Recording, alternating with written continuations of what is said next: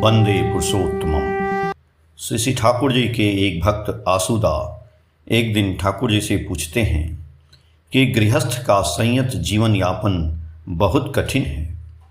श्री ठाकुर जी कहते हैं, जो ट्रेनिंग शिक्षा लेकर गृहस्थ आश्रम में प्रवेश करना चाहिए, वह ट्रेनिंग शिक्षा ही जो हम लोग नहीं लेते हैं। मनुष्य गुरु ग्रहण नहीं करने से, निष्ठा सहित गुरु सेवा नहीं करने से इंद्रियां आयत्त में नहीं आती हैं। उस अवस्था में शादी करने से पत्नी मुखी हो पड़ता है। स्वामी जहाँ स्त्री मुखी है, स्त्री वहाँ स्वामी मुखी होने की जरूरत नहीं बोध करती है, बल्कि ख्याल मुखी हो जाती है एवं स्वामी को भी अपने ख्याल ईंधन में कर लेती है। उससे संसार में सुखी नहीं रहती है, बाल बच्चे भी अच्छे नहीं होते हैं। परिवार अच्छी तरह से चलाने के लिए पुरुषों का प्रवृत्ति झोंक की तुलना में इष्ट झोंक ज़्यादा होना चाहिए। किसी चीज़ के एवं ऊर्ध्व में नहीं रहने पर कंट्रोल, नियंत्रण या इंजॉय, उपभोग नहीं किया जा सकता है। आसुदा फिर बोलते हैं, वह किस तरह? श्री ठाकुर जी बोले, मानो तुम तैरना नहीं जानते हो, ज़्यादा गहराई में जाने पर तुम डूब जाओगे, जिसके चलते तुम क्या आधी पानी में तैर कर आनंद पाओगे? तैरना जानने से लेकिन गहराई में जाने पर तुम्हारे खुशी का ठिकाना नहीं रहेगा। कारण तब पानी तुम्हारे अधीन है, तुम पानी के अधीन नहीं हो।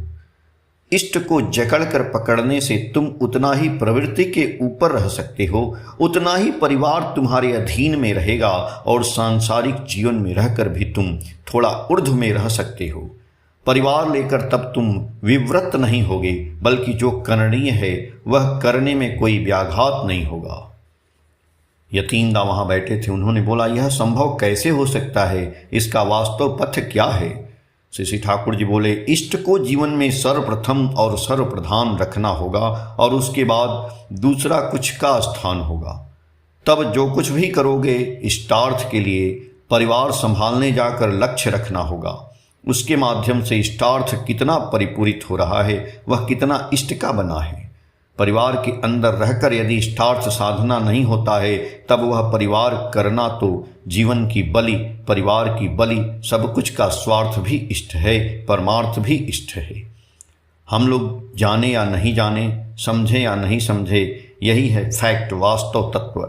इसकी लिहाज रहने पर और कोई चिंता नहीं है। भाइयों और माताओं में अनेकों नज़दीक बैठे थे। एक माँ की गोद में एक लड़का था, वह बार बार मुंह के अंदर उंगली डाल रहा था।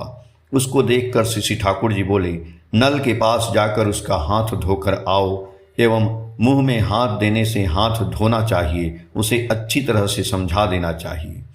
ऐसा क्यों करना चाहिए, इसको भी बतलाना चाहिए। इस तरह ही बचपन से सजग रहकर बच्चों को सदाचार इत्यादि की शिक्षा देनी चाहिए और शिक्षा अनुयायी अपना आचरण भी करना चाहिए।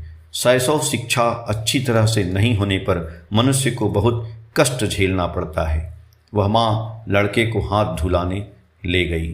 7 फरवरी 2015, पेज संख्या 9 और 10 से। जय गुरु।